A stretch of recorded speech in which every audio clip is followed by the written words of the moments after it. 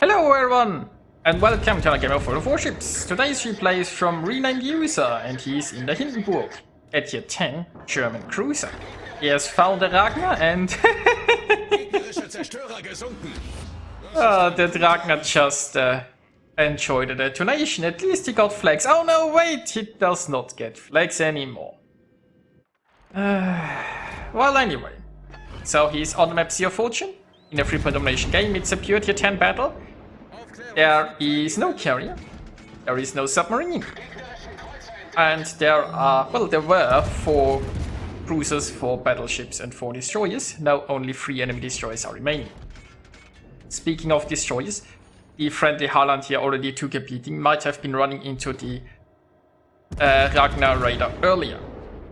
Now there is a Poison. Their Poison is, if I remember correctly, like the replacement for the Kurfürst, and it should also come with a 6-kilometer hydro. Meanwhile, we have the Yamato that's also coming this way, I guess, but... yeah, I don't think there's going to be a collision here. Anyway, so as a Hindenburg, obviously you wanna be a little bit in the back and just let your guns do the talking. Maybe set some lovely fires on the way. And this, I think this Haaland tried to reverse back into cap. The problem is, you know, Poison 6-kilometer hydro. If the Poison's on the other side of this island, he can hydro the Haaland. And that hydro is gonna last a while. For all you know, he might have like even the module equipped for even longer hydro duration.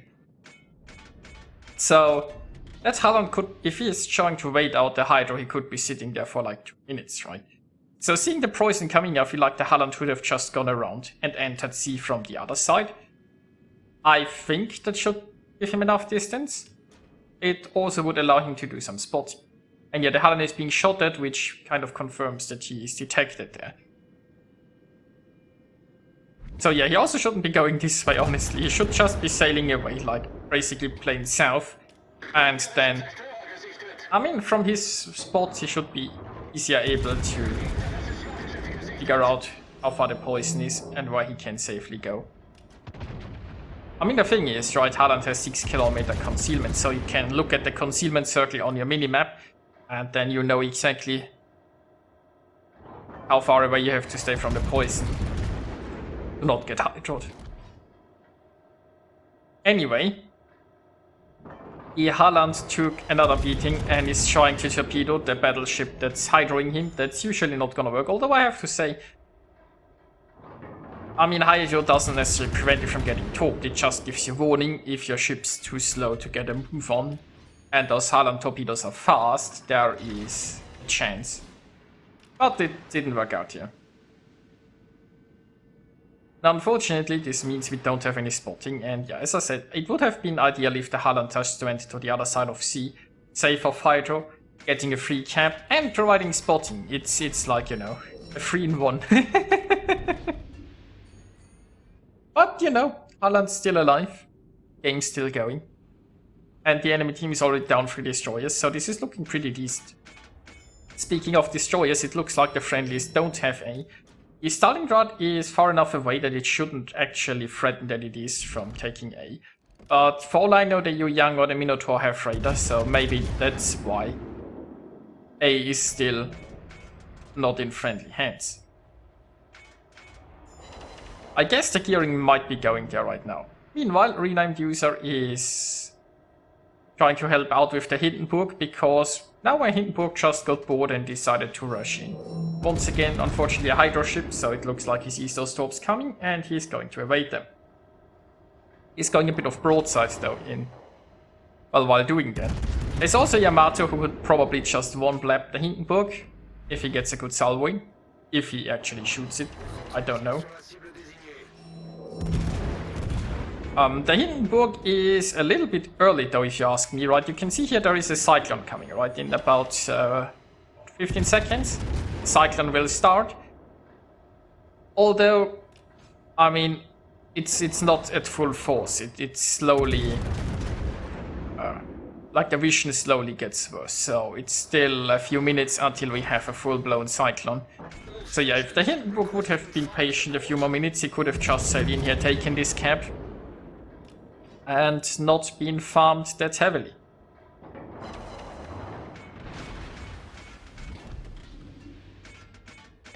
Now it looks like we just lost it there in their Terminator. Like, I'm not really sure why the friendly destroyers are hacking this island so badly, right? They've basically, even if those guys don't have radar, they've been pushed by a Mino Hydra now. It looks like the friendly destroyers, instead of safely taking a cap, they all try to play as risky as possible against Hydras. But then again, I didn't see what happened, what unfolded there at the A side, so... Well, the Mino is finally gone, but the friendlies lost another destroyer. Anyway, now we have a Conqueror potentially charging in. It's once again also curious, right? The enemy team had quite a few ships at the sea cap, but they refused to actually be aggressive. Then the Hindenburg lost its patience and charged in by itself and got obliterated. Afterwards, the Conqueror was like, hey, this sounds like fun, and now the Conqueror is charging in by itself. And meanwhile, the Madonna, the Poison, were like, well, we have an advantage, so why don't we just leave? The Ohio might be coming in, though.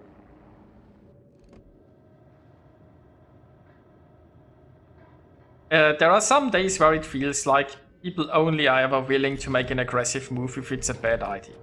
And the better an idea an aggressive move is, the less likely they are to try. Now the Ohio's guns aren't looking this way, which is good news, and the Cyclone will very soon protect our Hindenburg here. But he's getting in a cheeky fire before the Ohio disappears. And it doesn't look like he has damage con yet, so that's nice. Meanwhile, there is still fish swimming towards the Conqueror. Armor piercing has been loaded. So the Conqueror is... Well, I mean, I'm not sure if the armor piercing is even needed. There looks to be quite a bit of fish. And... yeah, fish does the trick. That Conqueror, though, had armor piercing loaded. So if renamed user wouldn't have been that angle, this could have ended very bad. Also, I'm now going to speed up the replay because... well, there is a Cyclone going on. And he has to now get back into the sea camp. Now, overall, the friendlies do have more ships still, and a few more points. Caps-wise, it's pretty equal. Now, during a Cyclone, those things can shift very rapidly, and I don't know the hit points of all the friendly ships, right? You can see a lot of ships have been sunk recently. The friendlies now only one ship ahead. And this is once again a relatively close game, right? Points-wise, the friendlies are about 100 points ahead, but that's not really that big of a deal. There is still... like, nobody's close to 1,000, right? And, oh, okay, so renamed user found a Goliath that sort of beached broadside in front of him. Is it Christmas already? Well, almost, I guess. It's still a month to go. But, you know, maybe a little bit of an early present. Who doesn't want to take a full broadside Goliath? Meanwhile, the enemy team managed to lose 2 more ships, so suddenly the friendlies are... well, in a pretty convincing lead. The Yamato went down. But this Goliath shouldn't be able to escape here. It's desperately trying to heal. And I have to say, armor piercing did a reasonable job, but unfortunately not good enough so far. Now we switched again to a high explosive. Oh, there is a fire, and doesn't look like there's a damage gun. So the Goliath gets in one last salvo. And down it goes. So yeah, basically that leaves the enemy with a single Stalingrad that sort of missed the fun around here. The Stalingrad would have needed to push in while there was still a fight happening. Maybe the Stalingrad thought his team would last for longer. But honestly, the Stalingrad should have probably just pushed the booster or something like that. Now, renamed user is healing. I guess we can once again give it a little bit more speed until the Stalingrad shows up. I mean, it's a Stalingrad, right? It's not like it's impossible for it to sink 4 ships. It's just very unlikely. At this point, renamed user has a few options. He can just go for a ram for funs and giggles. It's not like the Stalingrad can do anything if it just stays nose in and charges it. He's way too healthy to be farmed like this. He could go for torps. I mean, I guess... Oh no, it's just gonna be guns, right? At this point, It's just gonna be guns. Yeah, he is considering his troops, but there's no way the starting gun is surviving long enough for them. So, there we go. Which brings us to the results. Freedom News earned himself 2,982 base experience, and very nicely done. Very nicely done.